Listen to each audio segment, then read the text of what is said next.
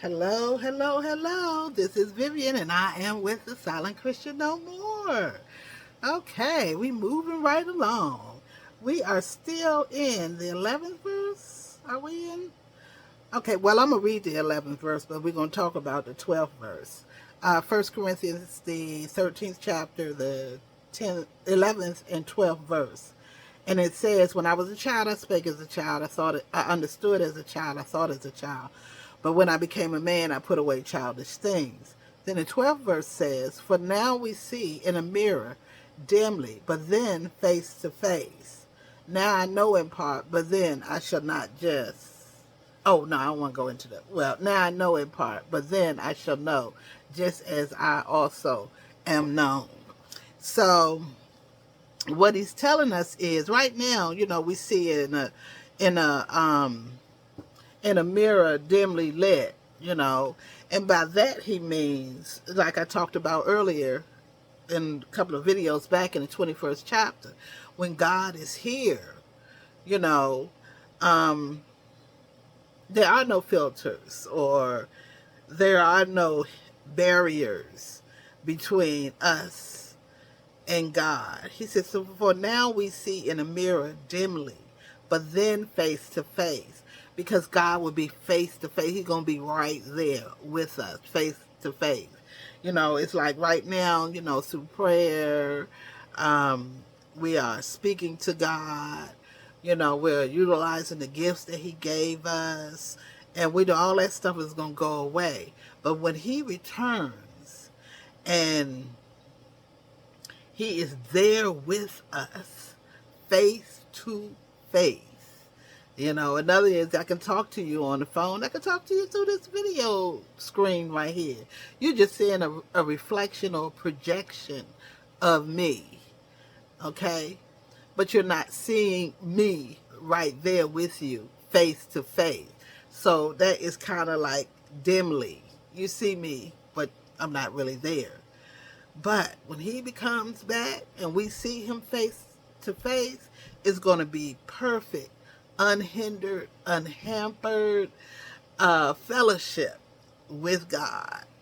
When He said, when He who is perfect returns, oh my goodness gracious, what a time it's going to be.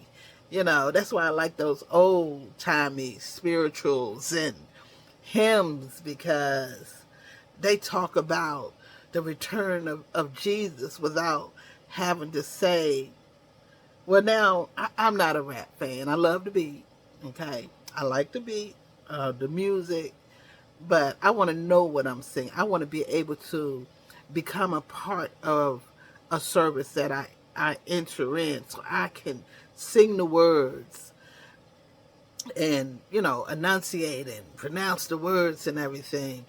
But when God returns, He's going to be, shoo, bam, right there. Right there. Hey, you know, no pain, no sorrow. Revelations 21 tell us. No tears. Oh my God, no sickness. Oh my, what a time. What a time when He returns.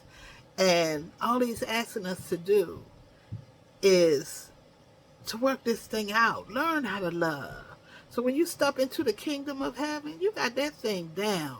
You're going to have it anyway if you get in there. You're going to know what love. We know what love feels like. We know what love looks like. He said, whatever we do, we need to do it in love. Whew, kind of make you want to hug yourself, you know. For now we see a mirror dimly. We can see God in people. We can see God in things. We can see God in actions. We can hear Him. But then, face to face. That's what we're striving for. And in order to do that, you got to make the commitment to become a silent Christian no more. You got to let your actions be seen and your voices be heard. Because you can't be a Christian and be silent. you got something to say. What was that song? You can't praise the Lord if you just wave your hand. I can't remember the word. I'm bad with the words to the songs, but we got to be doing something. My Paul talked about faith and works. Faith without works is dead. Let me show you my faith. With my works. Because when you start dealing with God, you want to do something. He just clicks something on the inside and make you want to do.